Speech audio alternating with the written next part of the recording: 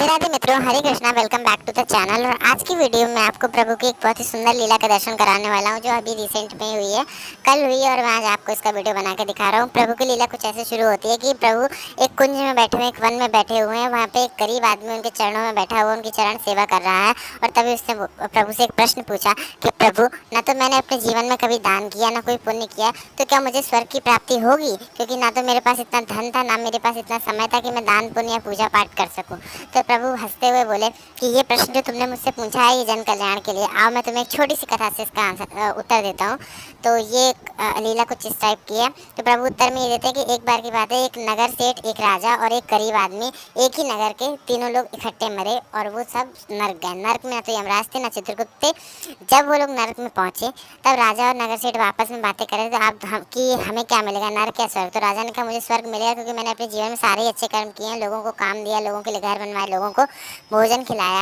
और नगर सेठ को लगा कि मुझे भी स्वर्ग मिलेगा, क्योंकि मैंने प्याऊ बनवाए, तीर्थ स्थलों में धर्मशालाएं बनवाई, भोजन बांटा, बहुत कुछ किया है, तो मुझे भी स्वर्ग मिलेगा। और जो वो गरीब आदमी था, ना तो उन राजा ने, नगर सेठ ने उससे पूछा कि तुम्हें क्या लगता है, और ना वो बेचारा बता पाया, क्योंकि उसे लगा कि हमें तो नर्क मिलना ही है, जब हमने तो ऐसा कुछ किया ही नहीं है। जब चित्रगुप्त और यमराज वहाँ वापस आए और चित्रगुप्त जी ने राजा से पूछा कि राजन, क्या लगता है तुम्हें, नर्क मिलेगा या स्वर्ग मिलेगा? तो राजा ने कहा, मुझे स्वर्ग मिलेगा, क्योंकि मैंने अपने जीवन में सारे ही अच्छे कर्म किए हैं। तो फिर राजा ने उन्हें अपने एक एक करके सारे कर्म बताए। तो चित्रगुप्त जी ने बोला कि ये सब तो सच है, लेकिन इसके अलावा तुम्हारे अंदर एक दोष है। क्या दोष है? तुम्हारे अंदर ये दोष है कि तुम्हें हमेशा अपने राज्य को बढ़ाने की एक लालसा रही। इसके चलते तुमने युद्ध लड़े, युद्ध में कई सारे बच्चों के पिता, कई सारी पत्नियों के पति, कई सारे माँओं के बेटे मर गए, जो कि निर्दोष थे। इसीलिए तुम्हें नर्क मिलेगा। और राजा को नर्क के लिए भेज दिया गया। जब यही बात नगर सेठ से पूछी, तो नगर सेठ ने भी अपने सारे अच्छे काम बता दिए, कि मैंने प्याऊ बनवाए, मैंने धर्मशालाएं बनवाई, मैंने भोजन बांटा। लेकिन जब चित्रगुप्त जी ने देखा, तब चित्रगुप्त जी ने कहा, बात तो सही है, लेकिन तुम्हें हमेशा एक लालसा रही अपने धन को बढ़ाने की, और तुमने हमेशा 10 रुपए की चीज़ को 15 या 12 रुपए में ना बेच के 100 रुपए में बेचा, जो कि एक तरीके की चोरी है। और इसके चलते तुम्हें भी नर्क भेज दिया जाएगा। और वो भी नर्क गया। जब वो गरीब आदमी को बुलाया गया, तो उसने बिना, तुम्हें क्या लगता है कि तुम नर्क जाओगे या स्वर्ग जाओगे? तो उसने बोला, मैं कहीं भी जाऊँ, अब मुझे नर्क ही भेज दो, क्योंकि मैंने तो अपने जीवन में ना धर्म किया, ना कोई पूजा पाठ की, ना कोई दान किया। मुझे लगता है कि मैं नर्क ही जाऊंगा। बोले तो चित्रगुप्त जी ने बोला कि नहीं, ऐसा नहीं है, तुम मुझे बताओ तुमने क्या कर्म किए। तो वो बताने को तैयार नहीं था। तो बोले, बस मेरी एक इच्छा है। बोले, बताओ क्या इच्छा है? मेरी एक प्रभु कहते हैं कि उस गरीब आदमी ने अपनी इतनी शिक्षा बताई कि मुझे बस एक बार स्वर्ग को कहीं से दिखा दो, दूर से।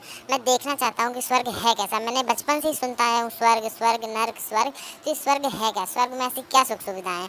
तो चित्रगुप्त जी ने बोला, ऐसा थोड़ी ना होता है, लेकिन फिर भी अगर तुम हमें कोई अपना कर्म बताओ, तो हम तुम्हें, हो सकता है उसके चलते तुम्हें स्वर्ग दिखा दें, एक अच्छा कर्म बता दो। तो उसने बोला, मैंने ऐसे कोई कर्म नहीं किया अपने जीवन में।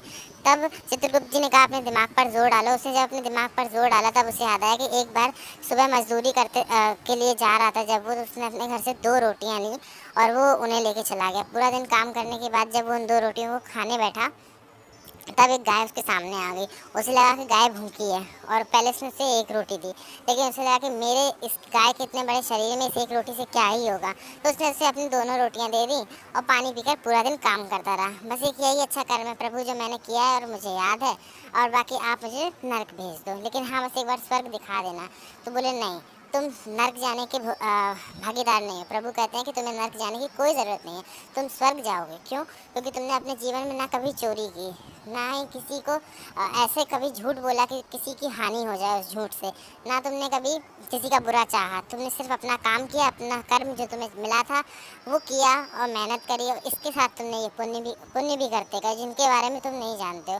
बस उन्हीं के चलते, उन्हीं से तुम्हारा पल्ला भारी है, और तुम स्वर्ग के भागी, और उसको आजीवन स्वर्ग के लिए भेज दिया गया, और उसे मोक्ष की प्राप्ति हुई। तो इस लीला से प्रभु ने उस गरीब आदमी को ये समझाया कि ना तो हमें दान करना चाहिए, हमें पुण्य करना चाहिए। इन सारी चीज़ों से हमारे मन को शांति मिलती है। ये सारी चीज़ें हमारे लिए, हमें आगे आने वाली हमारी यात्रा को सुगम बना देती हैं। लेकिन हमें कभी भी ये नहीं सोचना चाहिए कि अगर हम ये सब नहीं कर पा रहे हैं तो हमें स्वर्ग मिलेगा या नर्क मिलेगा, या हमारे साथ आगे क्या होगा। हमारे साथ हम हमेशा आगे अच्छा ही होगा, क्योंकि हमारे कर्म मैटर करते हैं। कर्म प्रधान विश्व रचि राखा, जो तस करें सो फल चाखा, ये सब जानते हैं। तो बस यही थी आज की लीला। आगे आने वाली लीला के बारे में आपको आगे आने वाली वीडियो में बता दूंगा। और अगर मैं कुछ गलत बोल गया हूँ तो आई एम रियली सॉरी, क्योंकि मुझे वॉइस ओवर करने की आदत है नहीं। और बस लीला थी, मुझे लगा कि सुना देनी चाहिए, तो बस मैंने सुना